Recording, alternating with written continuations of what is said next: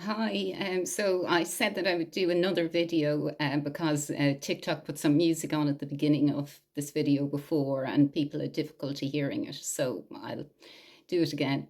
This video is another video in the Stories of the Folk Courts series about famous cases in the Folk Courts Dublin. It's video number 4, and it is about a case called Adams and Dundas, which took place in 1831. And Adams and Dundas was an action brought by the Dean of Cashel, Dean Adams, against an army officer called Philip Dundas. And the basis of the action, it was an action for seduction. The Dean was suing Philip Dundas for damages because Philip Dundas had seduced the Dean's daughter, Eliza.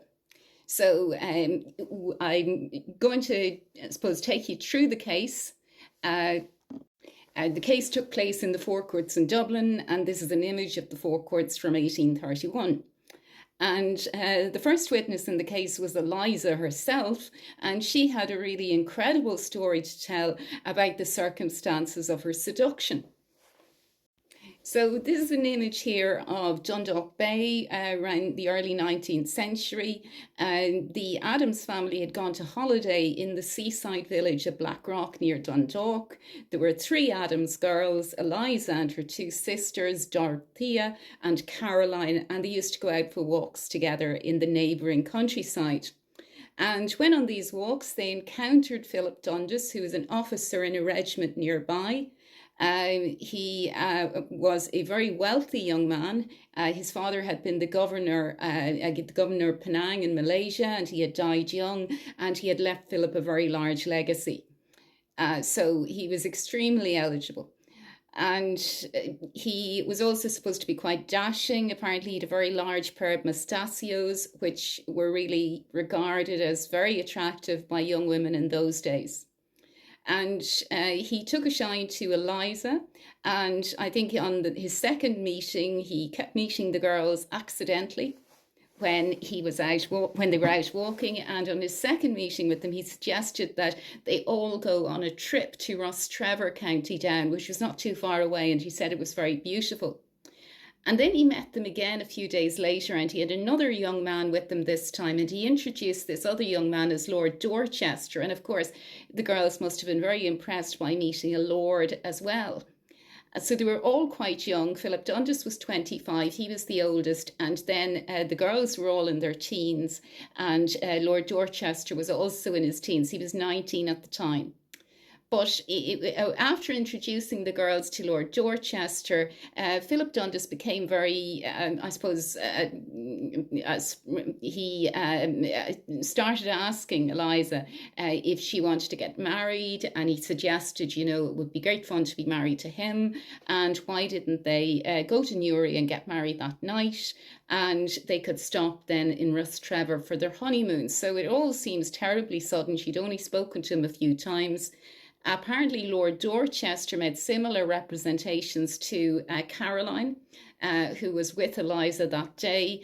And unbelievably, the girls agreed that these 2 men could call to Dean Adams' house that night. Dean Adams was away at the time, and that they would travel with these men to Newry, allegedly to be married to them, and then go on to Rostrevor for their honeymoon. And the girls were told they'd have all sorts of lovely clothes and that and have a wonderful time. But really, it's incredible they agreed to that, but agree to it they did.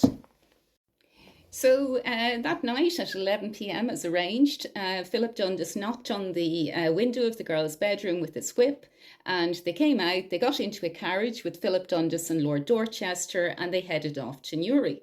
But it was quite late, and by the time they got to Newry, it was later still. And Philip Dundas said, not unreasonably, that they weren't going to be able to find a clergyman to marry them so late at night, so why didn't they all go to Lord Dorchester's lodgings? So this is an image of the barracks in Newry, where the men were stationed, and Lord Dorchester had lodgings in a house near the barracks. So I think it may have been one of these houses here.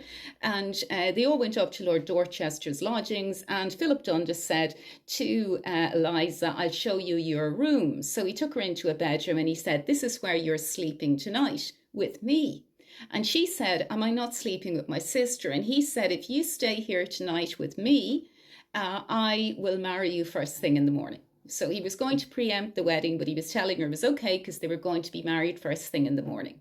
So the upshot was that Eliza never left that bedroom. She spent the night there with Philip Dundas. But when she woke up in the morning, the next morning, he wasn't there. So Eliza then went looking for her sister Caroline, and she went into Lord Dorchester's bedroom to try to find her. But Lord Dorchester told her that Caroline wasn't there, that he had taken her back home last night. And the reason he had taken her back home was because Caroline had asked him straight out, was he going to marry her? And he had admitted that he wasn't. And then she then insisted on being taken home. But nobody, took Eliza home. And Eliza got worried about that. And the next thing Major Dundas, as he was, walked in, and Eliza said to him, "Are you going to marry me or not?" And he said, "I'm sorry, I can't marry you. I'm married already," which was a lie. But in any event, at that point, Eliza said, "Well, you shouldn't have done this to me, and I'm going home." And she did go home, and she told her father, and her father brought an action against Philip Dundas for the seduction of Eliza. And this action was heard in the forecourts in Dublin. So back in the forecourts, Eliza was the first witness, and Caroline also gave evidence, and evidence was also given about the wealth that Philip Dundas had, because that was a relevant question in deciding what damages would be awarded against him for seduction. So the seduction action was an action that a father of an unmarried woman could bring if she had been seduced by a man. And the father was entitled to damages for loss of his daughter's services or her companionship. And it was a bit like another action for seduction, which could be brought by an employer whose employee had been inveigled away by a rival employer. But that was the essence of the seduction action. It was brought by the father, not the daughter, and the father was the person who received the damages. So it was the dean who brought the action in this case, but obviously Eliza and to a lesser degree Caroline were very important witnesses. And Eliza was described by the newspaper reporters of the time as beautiful and artless. So, they implied she was quite an innocent person. And the defence case then started, and the defence case didn't really deny the seduction. I think it would have been difficult to do that, but they did focus on how careless Eliza had been in going off with a man she hardly knew. And they called as a witness Lord Dorchester, who you remember had been there with Philip Dundas that night. Lord Dorchester denied having made any promise to marry Caroline. He also said he didn't hear his friend promise to marry Eliza, but he didn't specifically deny that that promise was made. He just said he couldn't hear it. But he did give an account of Major Dundas, which was not very flattering. He said that Major Dundas had come to him and said, I have a job. Do you want to be part of this job? And of course, the job was seducing these girls. So, that wasn't very nice. So that's how he came to be with Major Dundas that particular day. So his evidence didn't really reflect well on his friend. But after both sides had put their case, then it was for the judge, who was Chief Baron Joy, because the case was held in the Court of Exchequer and the leading judge was known as the Chief Baron. So Chief Baron Joy came to give his summing up. So the judge always advised the juries on matters of law, and in this case explained what she needed to show for seduction, but the judge would also advise the juries on matter of fact. And Chief Baron Joy was very critical of Eliza's conduct. He said that her conduct was light, it was loose, and that her father bore some responsibility for this because he should have taught her properly, and if she didn't behave properly despite being taught, he should have kept her under lock and key. So, he seemed to feel that to some extent it was all the dean's fault for not keeping an eye on his daughter better. So normally the jury followed what the judge awarded, but in this case the jury decided not to, and they awarded £3,500, which was a very large sum of money at the time, against Philip Dundas. So let me quickly wind up what happened next, because I've only 10 minutes on this. So the two girls did get married. Possibly the damages award assisted in providing a dowry for Eliza, because otherwise it might have been quite difficult for her to get married given the history of her seduction at that time. They got married, and Lord Dorchester also got married quite soon after. But Philip Dundas didn't get married until he was in his 50s, and he married this lady here who was Lady Jane Dundas. And Philip Dundas died in at a friend's house. He was visiting. He died in bed.